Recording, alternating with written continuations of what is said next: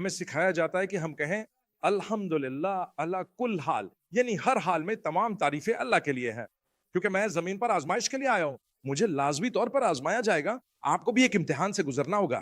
قیامت کے دن ایک پکارنے والا پکارے گا، کہاں ہیں وہ لوگ جو ہر حال میں اللہ کی حمد کیا کرتے تھے؟ اور وہ ان اولین لوگوں میں سے ہوں گے جو جنت میں داخل ہوں گے۔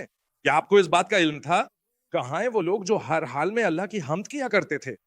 آپ کا دن مشکل گزرا، پھر بھی آپ نے کہا الحمدللہ، اور واللہ ہم مسلمان ہیں، الحمدللہ ہمیں یہی سکھایا گیا ہے۔ آپ کسی سے ملتے ہیں، آپ ہسپتال جاتے ہیں، وہ تکلیف میں ہے، وہ درد میں ہے، اور آپ پوچھتے ہیں آپ کیسے ہیں؟ وہ کیا جواب دیتے ہیں؟ الحمدللہ، حالانکہ وہ تکلیف میں ہے، کیونکہ ایک مسلمان کے لیے یہی جواب ہے۔